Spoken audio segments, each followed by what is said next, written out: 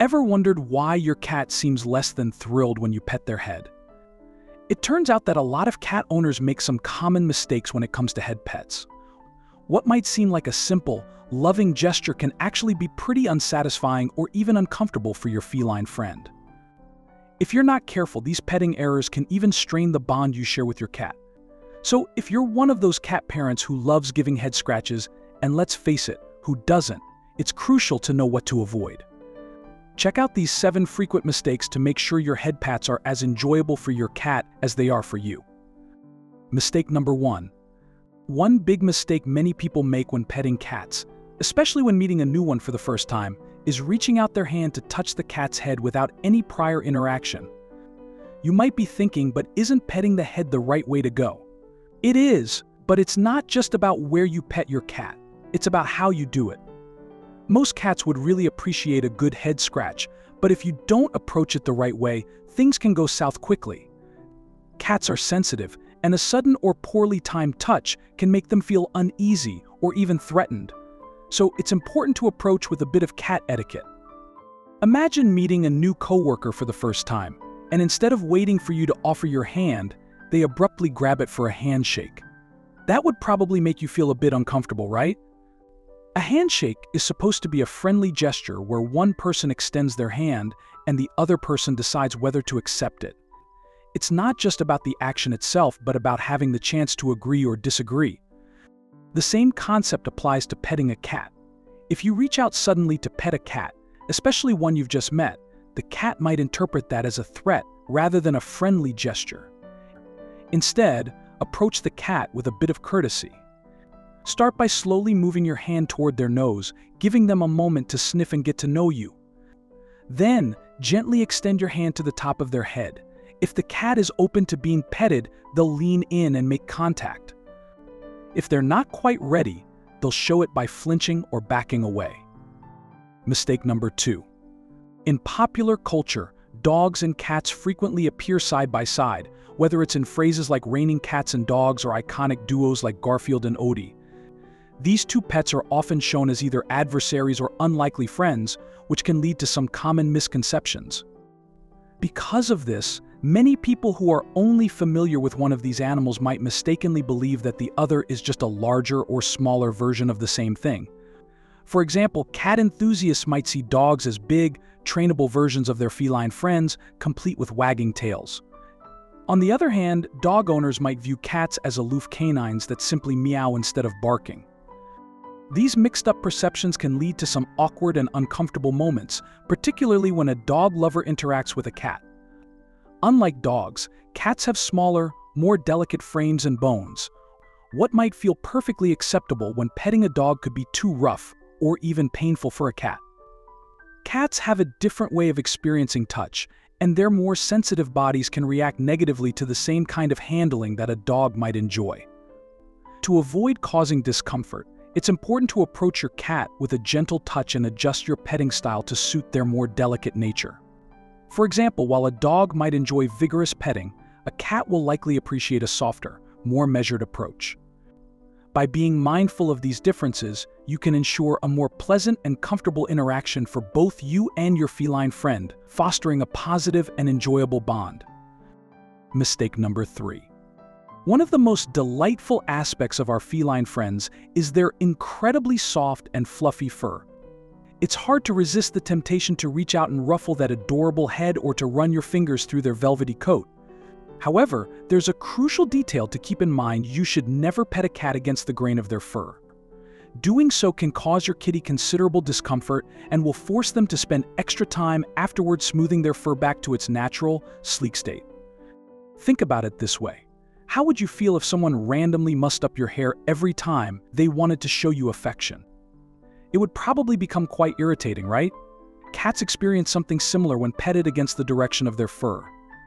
They have their own grooming routines to maintain their fur, and disrupting that process can make them uncomfortable and stressed. To ensure that your petting sessions are as pleasant for your cat as they are for you, always stroke them in the direction that their fur naturally grows. Begin at the top of their head and gently move your hand toward their back and tail, rather than directing your strokes toward their nose. By following this natural pattern, you help your cat feel at ease and allow them to fully enjoy the affection you're providing. This simple adjustment not only enhances your cat's comfort, but also strengthens the bond you share with them. Mistake number 4.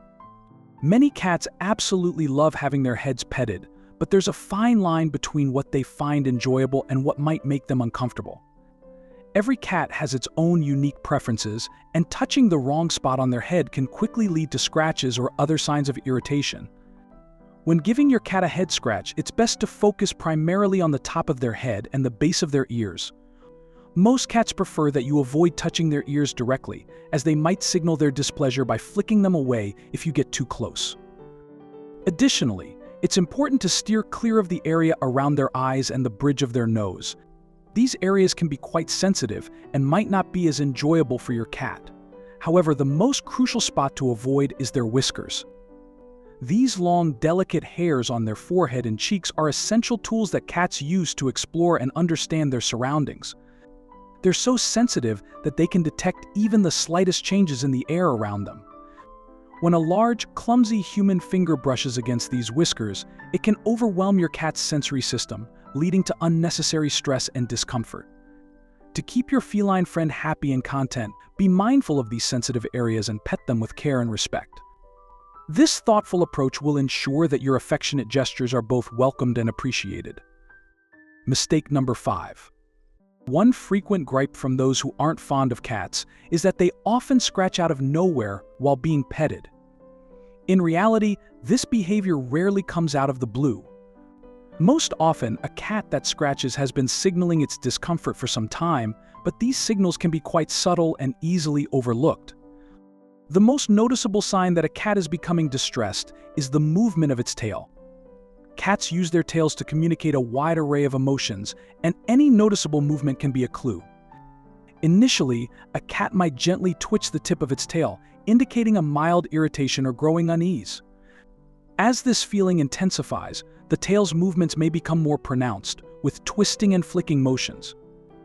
If the discomfort continues to escalate, the tail might lash out vigorously, which can be a prelude to scratching. By being attentive to these early warning signs, you can recognize when your cat is no longer enjoying the petting and prevent the session from ending on a negative note. This way, you can ensure that both you and your cat have a more positive and enjoyable interaction, even if it means cutting the petting session short. Mistake number 6. Earlier, we discussed how cats maintain their cleanliness through grooming, both on their own and with the help of their feline friends. When a cat licks its fur, anything that's on their coat can end up in their mouth.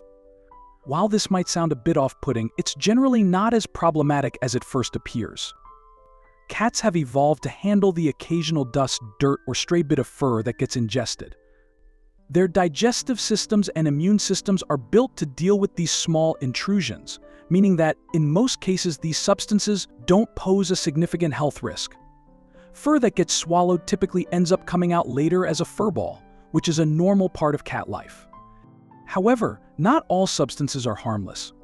Some items can be very dangerous to cats if ingested. For example, certain flowers, such as lilies and tulips, are highly toxic to cats and can be fatal even in small amounts. Similarly, common household substances like coffee and chocolate can be extremely harmful. They can lead to serious health issues including digestive problems, heart palpitations, and, in severe cases, seizures. To keep your cat safe, it's important to be mindful of what you've been handling before petting them. If you've been in contact with potentially hazardous materials, such as certain types of flowers or human foods that are known to be toxic to cats, make sure to wash your hands thoroughly before interacting with your pet. This simple step helps ensure that your cat's next grooming session doesn't lead to the ingestion of something harmful, keeping them safe and healthy. Mistake number 7. Cats are undeniably charming in almost every situation, but there are moments when it's best to resist the urge to shower them with affection, even if their cuteness is irresistible. One such moment is mealtime.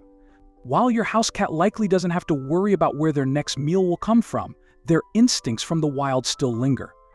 In nature, a cat eating its food would have to be on high alert for potential threats, like another animal sneaking up to steal their meal or, worse, pose a danger to their safety. Because of this ingrained behavior, your cat may not appreciate being petted while they're eating. In fact, frequent interruptions during mealtime could lead to your cat associating their food bowl with negative experiences, possibly causing them to avoid eating altogether or become stressed during feeding. To avoid this, it's best to save your affectionate gestures for after they've finished their meal. They'll be more relaxed and ready to enjoy your attention, making it a more positive experience for both of you. And that wraps up today's video. If you found it helpful, please give us a thumbs up and hit that subscribe button to stay updated with our latest content. Thanks for tuning in, and we look forward to seeing you in our next video.